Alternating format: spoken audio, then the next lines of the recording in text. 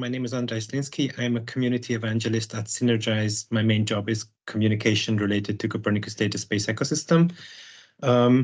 Before we start, I would very much recommend to everyone that you register at Copernicus data space ecosystem. I'll show you the registration page in a moment. This will allow you to follow the actual on-screen activity. I will also post links to the places I show in the meeting chat, and that will allow you to look them up also on your own screen. So we start with the Copernicus data space ecosystem main page, which is just here, dataspace.copernicus.eu. Copernicus data space ecosystem is quite a complex data access and cloud processing and code repository system aiming to revolutionize the way we access Sentinel satellite data. So actually, it allows you to perform a lot of different operations and analysis, calculations and visualizations on the cloud. What we want to use for our demonstration today, and the tool that you will probably use for teaching, is available here. It's the Copernicus Browser. Once more, it's best used after registration, but it's also available without login. So why do we actually want to use satellite imagery for teaching geography? I think the most important reason is to break the boundaries of the scales that we understand as humans. Standing in a specific place and fieldwork is an excellent way to teach geography. We can perceive our environment, our surroundings, and observing a place repeatedly in time, we can look at a couple of years or a couple of decades, but this is all very limited compared to the scale of geographic processes in general. But satellite imagery observes the Earth. They take images every day. It's possible to look at very, very vast scales and see processes as they happen in time. So if we just open up the Copernicus browser, this is what we see, first of all. And we can apply a few settings. The background image you see at the moment is a Sentinel-2 mosaic from January to March 2024. I'm removing the place mark labels for the moment. And then if you browse around, you will see it starts with Europe. You will see just this general broad scale mosaic.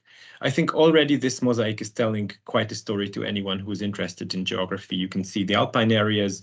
You can see the effect of continental climate on snowmelt. So areas with oceanic climate don't have that much snow. Areas with continental climate have much colder winters. You see different processes happening in the sea. So even this mosaic on its own is quite a nice source of information. And as said, it's a scale at which we don't really look at the Earth. This is not really a map. This is a combination of images. If you are teaching to a group of students, I think probably you would start by finding your own home country. If you can't find it very easily by browsing around on the map, you can just apply country borders. And then you would zoom in. I come from Hungary, so this is my place. This is the first step towards observing places in large scale. But then in the next step, you would want to look at something that your students are able to perceive at a much smaller scale. So to me, this is probably the school. In most cases, the school building would show up in the image. This is a Sentinel-2 level 2A, so a processed image. And this specific orange building is the place where my children go to primary school. For most of this webinar, we will be dealing with true color imagery. There's a lot of potential in using different visualization scripts, but if you are teaching, you would have to explain how the whole thing works. So typically, if you're illustrating geographic processes, I think it's good enough to go with true color imagery. So once more, this is the school, and Copernicus Browser allows you to measure distances, to look at the size of things, to perform various analysis tasks. This is just a simple way to browse around and explore the neighborhood.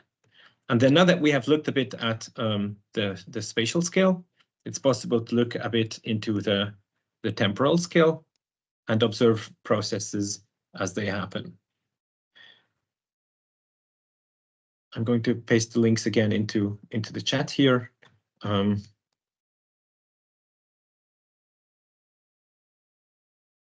So that you can follow up.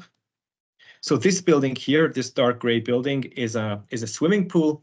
And beside that, we have a large playground complex that was built in my neighborhood in the last couple of years. And so it's actually possible to follow the process of building using satellite imagery. This is an image time lapse. So what you can do is you add a starting point and an end point. You can set how many images you want in a specific time frame. You can filter for cloud coverage, and then it's going to give you a list of all the images that are relevant for this study area and this time. And then if you start the process, you see that it's scrolling through the images, and now the building starts. You see the seasons, you see the bare soil uncovered. And as the years go by, now we have 2018, there's a roof on the building. And now the outdoor swimming pool is being built in 2020. And now this playground area is being set up. So this is the time-lapse function of Copernicus Browser, allows you to create these animations that tell you really in a detailed way in time how processes happen. So this is a simple way to look into a process, and it can also be downloaded and shared directly. Another alternative is to use the comparison function. So if you have an image, you can click Add to Compare. And then if you want an image from a different point in time, I'm going back to spring 2017 when the whole building I'm clicking Add to Compare once more. Takes a bit of a while to load. And then as we move over to the Compare panel, we will be able to see the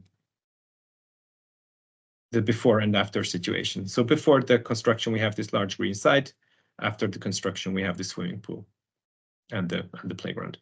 So this is just a very simple example of understanding how processes happening in time are illustrated in satellite imagery and processes happening in space are illustrated in satellite imagery. If students are familiarized with this in a place that they understand, then it's easier to take their attention to a larger scale thing.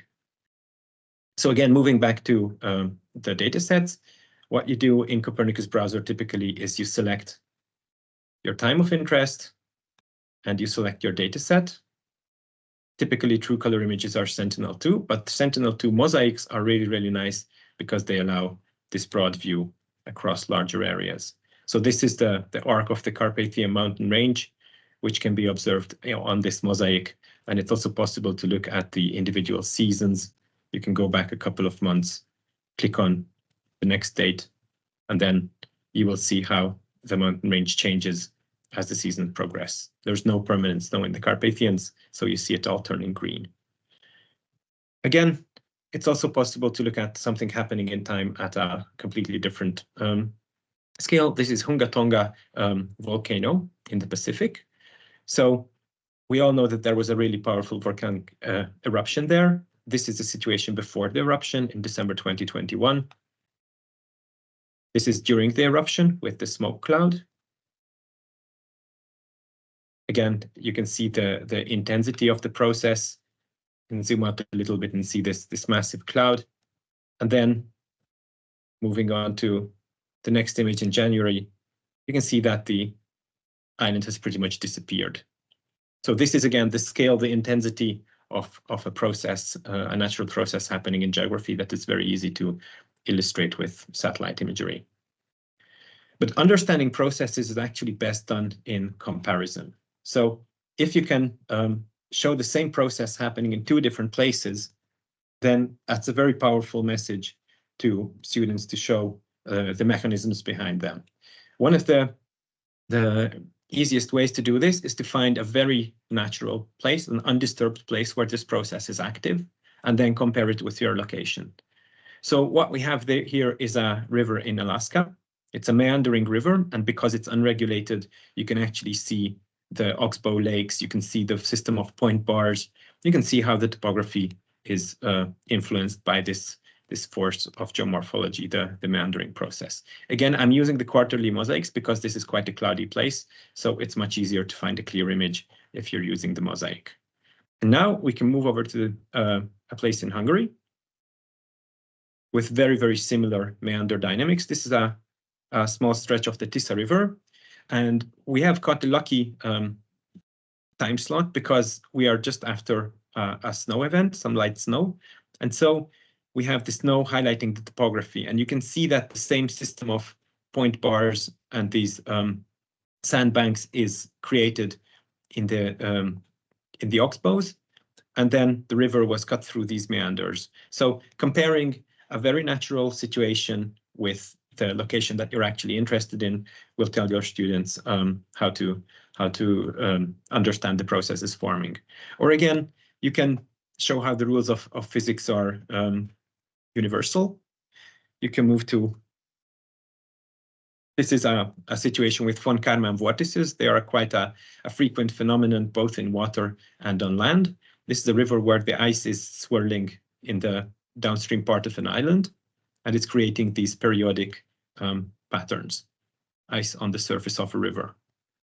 And then moving over to a completely different place and a completely different scale. This is clouds in the atmosphere, and we have von Karman vortices in the lee, in the downstream of an island. So here you can show that the same rules of physics govern processes at very different scales and also very different materials.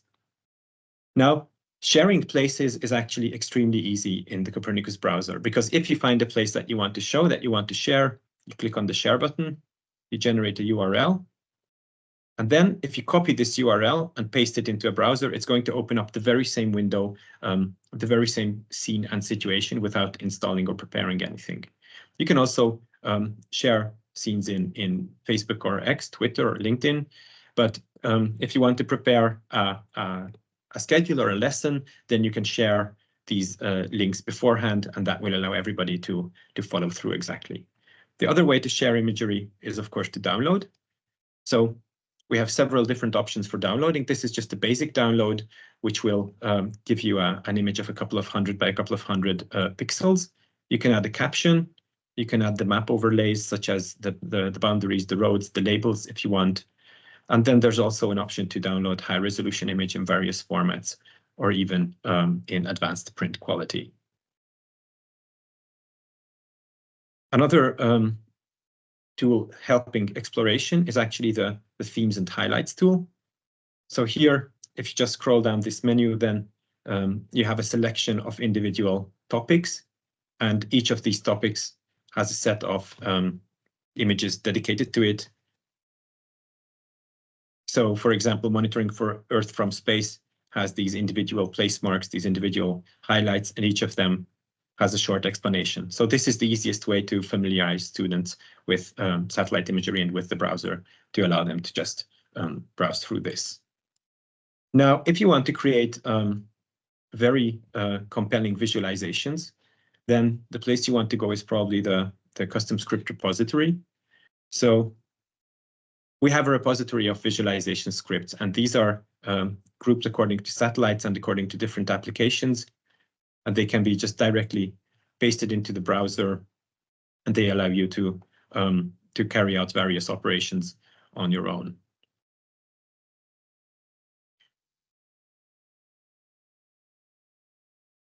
Then it's also possible to create a configuration.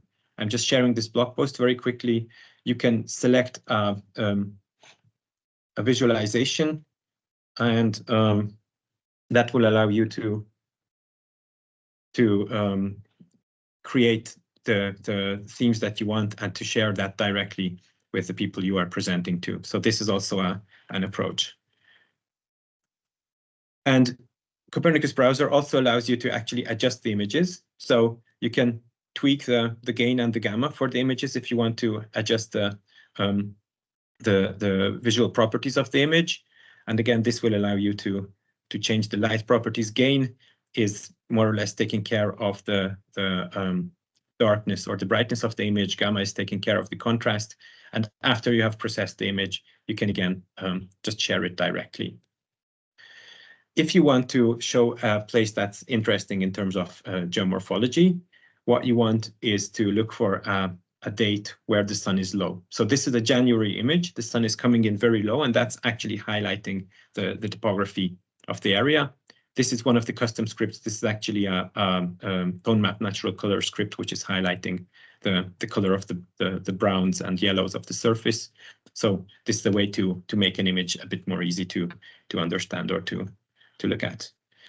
Copernicus Browser also includes elevation models. This is the island of Reunion. You can look at the erosion processes governing the shape of the island using the elevation model. It's just available here under data collections. So with data collections, you just go to the elevation model. And there's also an option for 3D views. So in this case, we have a satellite image, a Sentinel-2 image with a custom script, a visualization script draped on top of the 3D model. And this allows us to look at the imagery in 3D and meanwhile also identify the hotspot related to the thermal power of the volcano. And finally, again, on the main page of the browser, we have a gallery, so a compilation of images with different situations, different phenomena, and each of them actually has a link that allows it to be directly opened up in the browser. We have quite a large knowledge base. A lot of this is available in the form of YouTube videos. So the Copernicus Dataspace Ecosystem YouTube channel is one of the go-to places if you want to know more about the ecosystem and about the tools that you can use. Thank you for following. This was the demonstration. Now we have time for questions and answers. So Thomas, he's a newcomer on Copernicus Browser, and he would like to know if there is any knowledge base, such as Wiki, allowing us to figure out which Sentinel data to use according to our needs. Well, on the Copernicus Dataspace website, in the data collections, there's a detailed explanation of the individual satellites, and what they do and what they can be used for. So that would be my suggestion. But there's also other videos in the browser showing different capabilities of the individual satellites. And again, the themes and highlights section, that contains a large set of different satellite data sources. So that's not just related to Sentinel-2 and true color imagery, but it also has various different visualizations of Sentinel-2 and Sentinel-1, also Sentinel-5B. So this would be a way to explore the capabilities of the individual satellites and the individual visualization tools. If you could please explain how to download Sentinel data using Python in CDSE platform. Yes, for that you want the Jupyter Hub. So the Jupyter Hub is available, to show you in a moment, under Analyze Data and then Jupyter Notebooks.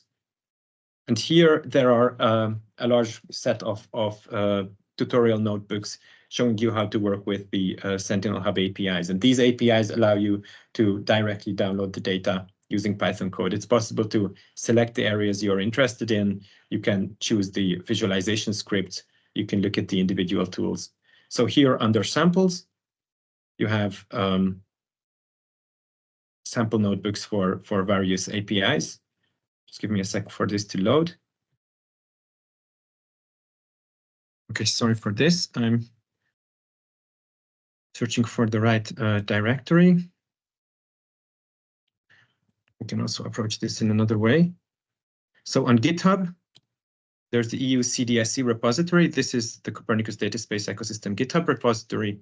And here under Notebook Samples and Sentinel Hub, you have an introduction to SH APIs. I suggest that this is the tool that you explore if you want to look into how to download Sentinel data in code using the APIs. You probably want to use the Process API. Then Michael was asking if there is a workspace like on Google Earth Engine to process the Sentinel imagery using coding languages like Python or JavaScript. Absolutely. We have the data workspace. So this is a tool for on-demand product generation. You can actually select a set of imagery from the browser and then load it to the workspace. And in the workspace, you can select a variety of processors that you can use to create these data sets on the fly. We have a blog post on this, so I suggest you explore the news. Let me see if I can open this up for you. Here we are, introducing data workspace. So this is the guide to the data workspace. It helps you explore the functionality and go through the individual steps for on-demand processing. Is it possible to get global elevation data for all the years using Copernicus? Well, the elevation data is static, so at the moment it's only for a couple of specific dates. As the Copernicus elevation models are introduced for different years, it should be possible to look into different time series. At the moment, we only have the Copernicus DEM from I think it's 2020. The 10-meter DEM for Europe is going to be released soon, but you can access it globally. You can download the data, and so you won't be able to see change in elevation, but you will be able to get elevation data at this resolution for any place on the planet. We have another question, and if I understand this one correctly, someone is asking if it's possible that after organizing a training, the trainees would be provided with the certificates for their attendance. This depends on who is organizing the training. A couple of years ago, we did Sentinel Hub summer schools, and there I think we gave a certificate. A lot of the trainings are done by individual universities, but I think what you want here is the Cubes and Clouds MOOC. So there is actually a training course on EO College called Cubes and Clouds, which focuses specifically on large-scale Earth observation, data cubes, data processing, and of course it connects very closely to Copernicus data space ecosystem, so it explains a lot of the tools. It's for free, and if you enroll and you work through the individual practices and you do the test assignments, then in the end you get a certificate. Are there any data sets in Sentinel that can track and monitor mining operations specifically in Africa? Yes, definitely. You can, of course, use simple true color Earth observation data. Let me try and find a mine for you. So if you create a time series, it's not that difficult to actually follow the individual mining activities. Here's a mine, right? So this is 2019. Just waiting for the data to load. And if I just add this to compare, and then I look at the same place in spring 2024,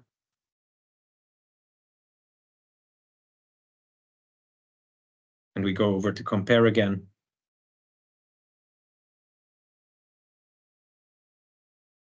then it's possible to see how the place has changed. You can see that it's considerably expanded in these 4 years. The northeastern face of the mine has grown. So this is one option. But for tracking mining, actually Sentinel-1 data is also quite popular because it's not affected by clouds. It's heavily influenced by topography. And with that, you would be able to look at mining processes in a similar way. But of course, it depends. Some mines are under the ground and then you don't see anything. Others are small scale artisanal mines, and then you only see maybe differences in canopy cover. But these large scale mines are relatively easy to track using Sentinel-2 true color data. Does the data space notebook have different processes for downscaling, resampling the resolution, for example, using the red edge at 20 meters with NIT 10 meters, and which method would you recommend when combining bands with different resolutions? Wow, well, that's a more generic Earth observation question, because you would have to resample one of the bands to the resolution of the others. Typically, unless you want to go for really high resolution, you want to downsample the high resolution bands to the resolution of the low ones. You would use bilinear or bicubic method, but in any case, it's going to be an interpolation. These are available in our Jupyter notebooks. I mean, you can do classical band maths and resampling in the Jupyter environment. So that would be my approach. What dataset should I use to map minerals in various places with Sentinel? And which Sentinel should I use? Well, if you have a place where vegetation cover is not an issue, so typically in a desert or an arid environment, there you can actually use Sentinel too. And let me show you here. We have a couple of geology highlights. So, for example, if you look at this place, I mean, this is true color, but you already see quite a bit of the different geology patterns or the minerals. Sometimes the shortwave infrared or the near infrared bands of Sentinel-2 highlight different patterns in the geology. Sentinel-1 is also quite popular for some applications because it allows you to see through the thin layers of sand, so you can actually see hidden topography. So this really depends on the type of minerals you're after. But of course, if you're covered by vegetation, then you won't see much. Is it possible to analyze ground subsidence with the Sentinel-1 data? Yes, it is. You would want interferometry for that. And that's something that you can do in the data workspace. So you wouldn't have direct interferograms or fringes in the browser as a product, because I mean, for different applications you want to create them with slightly different algorithms, but they are available. You can create interferograms in the workspace or download the data for your area of interest directly and then create it on the desktop. So the data is there. Okay, and then let's really try to wrap it up with this last question. I want to map vegetation held from 2017 till now and show how the vegetation is changed. What index to use when the vegetation is not green? If it's not green, well, again, this is quite a generic question. One thing you can do is to go for the senescence indices, but I can actually really recommend the KNDVI index. This is quite a new index, recently released in our custom script database, and that's something that applies a bit of a contrast stretch to NDVI, and that means that you get a lot more pattern in your vegetation than you would get with regular NDVI. So that might actually help you. Thank you, Andras, for your presentation and for answering all those questions. We came to the end of our session, and I would invite you all to address all further questions and use our Copernicus Data Space Ecosystem forum for that. We invite you to stay tuned and follow our social media for the future webinars. Thank you for being with us today, and a big thanks to you, Andras, of course. And we hope to see you the next time. Thank you once more for joining, and stay tuned. Thank you.